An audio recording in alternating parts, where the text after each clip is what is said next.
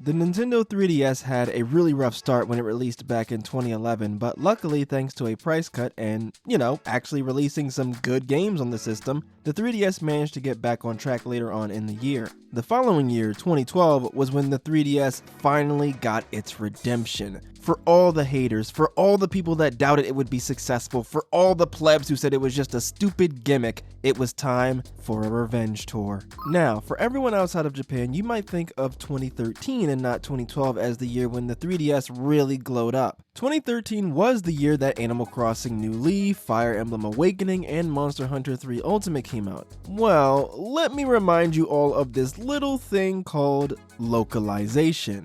Localization is when games are prepared for and eventually released in other countries outside of where they originally came from. Nowadays, a lot of video games are localized while they're being developed, so that they're released worldwide in different countries at the same time. No matter if you live in the UK, Australia, or the United States, if a game is out, it's out and you can buy it. That wasn't the case back in 2012 though. Games being released worldwide at the same time is a much more recent thing. Look at 2016's Persona 5, one of the biggest Japanese RPGs of the past decade. That game took nearly 7 months to get released outside of Japan. While we're talking about Atlas, they had a historically terrible track record when it came to releasing games in Europe. Shin Megami Tensei 4 was released in May 2013 in Japan, then North America got the game around 2 months later in July 2013. Europe and other PAL regions didn't get the game until October 2014.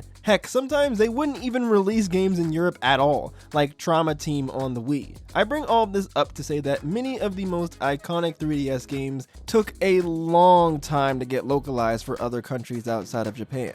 Animal Crossing New Leaf and Fire Emblem Awakening were both released in 2012 in Japan, but wouldn't get released outside of the country until the next year in 2013. And Monster Hunter Ultimate was released in late 2011, and that wouldn't get released until 2013 outside of Japan. The 3DS era was the last era that I can remember that we saw a lot of major gaps in game localizations. I remember back in 2013, Nintendo made it this big thing that Pokemon X and Y would be the first mainline Pokemon games to get a simultaneous release worldwide. And to be fair, it was quite a big deal. JRPGs are notorious for their long localization times, so Pokemon, the most popular JRPG franchise in the world, being released in other countries at the same time as its release in its home country was a major event. For the sake of keeping this video concise, I'll be going by the original release dates of all of these games. One of the very first notable 3DS games that I remember from early 2012 was Resident Evil Revelations. It was pretty impressive for its time as it was an original full-fledged Resident Evil game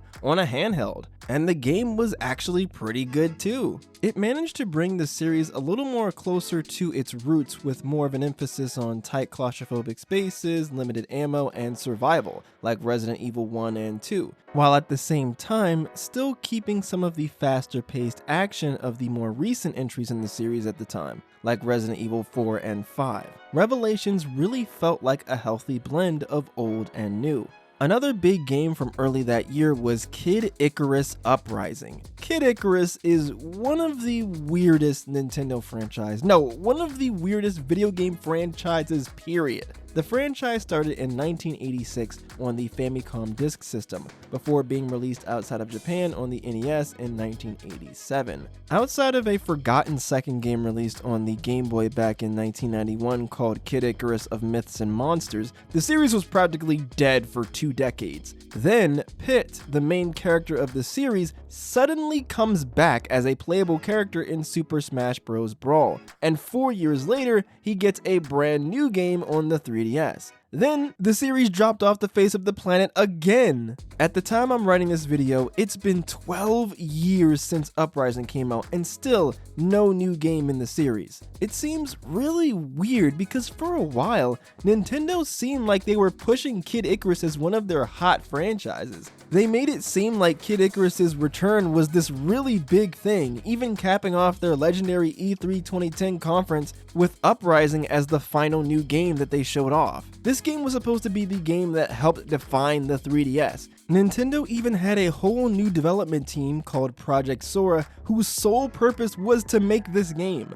There were even animated shorts made to promote Uprising, and these shorts were animated by respectable anime studios like Production IG, who did the original Ghost in the Shell movie, and Shaft, who did the Madoka Magica series. Then, in the next Smash game, Smash 4, 2 more Kid Icarus characters were brought in as fighters, Palutena and Dark Pit. They even gave them a whole anime reveal trailer. But after this, it seems like the Kid Icarus franchise just disappeared. No new game on the 3DS, no new game on the Wii U, no new game on the Switch, it just vanished. It sucks because I actually really enjoyed Kid Icarus Uprising. It had a really silly sense of humor, engaging and colorful characters, an interesting mix of rail shooting, traditional third-person shooting, and hack-and-slash gameplay, as well as an interesting difficulty slider system where you could adjust it and make the game harder to earn more rewards in the levels. It even had online multiplayer. All in all, it was a good game with a ton of personality. Not too long after Kid Icarus Uprising came out, another new game from an old Nintendo franchise came out, and that was Fire Emblem Awakening. Like Uprising did for Kid Icarus, Awakening really gave the Fire Emblem franchise a much needed boost in popularity. I don't know how big Fire Emblem was in Japan. Obviously it had to be somewhat popular, but in the West it wasn't making too much noise before Awakening came out. Fire Emblem went from another game series that people only knew from Smash Bros. To a big name in Nintendo's catalog. It's especially crazy considering apparently Awakening was possibly going to be the last game in the series. The developers put their hearts and souls into this game, and as a result, the game was a surprise hit. I can't really tell you what made this game so special in comparison to other Fire Emblems, as I don't have a ton of experience with the franchise, but from what I've garnered from fans, a lot of people enjoyed the way the game handled its characters and the interactions between them. Fire Emblem Awakening was one of the many games that helped make the 3DS a treasure trove of RPGs. 2012 gave the system plenty of other RPGs like Etrian Odyssey 4, Project Cross Zone, Kingdom Hearts 3D, Paper Mario Sticker Star. Obviously not all of the games are good, Sticker Star leaves a lot to be desired, but my point is there were a lot of RPGs to pick from, whether you liked real-time action, dungeon crawlers, or tactical games. One of the 2012 RPGs that defined the 3DS was Bravely Default. Europe didn't get this game until late 2013, and North America didn't get this game until early 2014. Instead of having characters with predetermined stats and abilities, the game featured a job system similar to games like Final Fantasy V, where you could give each character whatever class you wanted. By leveling up each character's job class, they can learn some abilities permanently, giving them access to those abilities even if they use a different class. This allows you to mix and match jobs and abilities to truly customize the characters and make each party member your own. This system is really cool, but I haven't even talked about Bravely Default's signature mechanics, the Brave and the Default mechanics. Each turn, every character has one action, but by using the Brave command, you can act multiple times per turn. However, if you do take more actions, you have to wait longer before you can act again. For example, if you attack your enemy twice, instead of being able to act next turn, you'll have to wait till the turn after next to be able to act again. The complement to the Brave action is the Default action. By taking the Default action, you skip your current turn, but the benefit of doing this is that you can then act multiple times in your next turn. But don't think this is something exclusive for you, because enemies can Brave and Default too. This leads to Bravely Default being a game that has a ton of depth and freedom for the player to experiment. One of the biggest games that came out in 2012 was obviously Animal Crossing New Leaf. Animal Crossing is one of those sneaky popular series. Like, you know it's popular, but then you look at the sales numbers and you're like, dang. The series did really well before New Leaf. Animal Crossing Wild World on the DS sold over 10 million copies, but once New Leaf came out, it definitely felt like the series took that next leap. And of course, the game was great too.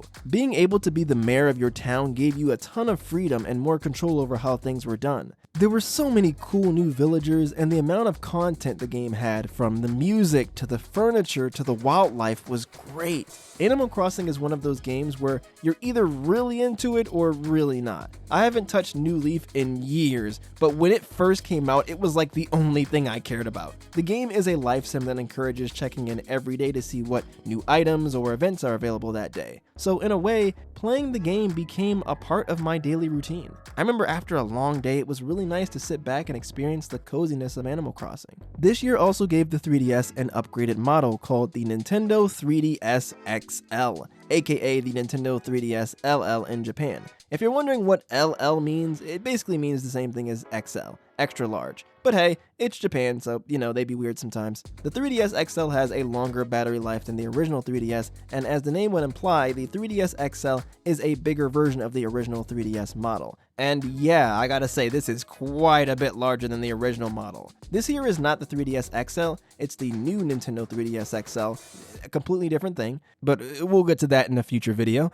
But it has about the same dimensions as the regular 3DS XL, so you can use this for a comparison. The bigger screens make it so much easier to see the games. It's gotten to the point where it is a bit difficult to go back to the original model. Sometimes with the original model, I feel like I have to put my face right up to the screen to the point where I'm making out with it just to see what's going on. But with the 3DS XL, it's like you can see the screens from outer space. Even though the screens are bigger, the 3DS's resolution is still the same, so as a result, the larger screen size can make games look a tad more blurry, meaning if you want a sharper image, it may still be worth it to use the original model. The same day that the 3DS XL was released, a prominent new 3DS game came out, New Super Mario Bros. 2. I don't know why they didn't decide to call this game New Super Mario Bros. 3D. It would have been perfect since this is the third game in the series and it's on the 3DS, but anyways, New Super Mario Bros. 2 came out during the era when Mario games had a stigma for being boring, and this game was the face of that movement. The New Super Mario Bros. Series was fun for a while, but when Nintendo announced that we'd be getting two new Super Mario Bros. Games, 2 and U, it's safe to say that people were getting tired of it. And honestly, this game is fine. It's a perfectly playable Mario game. I'd even call it fun. It's rather short, but it's a solid ride all the way through. And once you beat the game, a week later, you'll completely forget everything about it. The only thing you'll remember is, oh yeah, New Super Mario Bros. 2, that was the game with the coins, right? Even Nintendo knew they needed something to make this game exciting, so the gimmick of this game was that there were coins everywhere. Gold coins, red coins, blue coins, block hats that give you tons of coins when you run around as Mario, rings that make enemies gold and give out tons of coins just everywhere for no reason. It makes you wonder why Nintendo didn't include Wario in this game. His whole thing was being greedy, and most of his games place a big emphasis on coins and treasure. So a game like New Super Mario Bros. 2 seemed like a perfect fit for the greedy jerk. Maybe give him a special side mode like the Captain Toad stuff in 3D World, or make him a special enemy like Nabbit in New Super Mario Bros. U. Anything would have made this game more interesting. Even if New Super Mario Bros. 2 wasn't amazing, 2012 was all in all a great year for the 3DS. If you were skeptical about the console before, by the end of 2012, it was apparent that this thing had a library worth paying attention to. The 3DS had been redeemed. But that's not the end of the 3DS's story. This console lasted a long time. So let me know if you all would like to see me talk about the later years of the 3DS. Thanks for watching, y'all, and have a great rest of your day.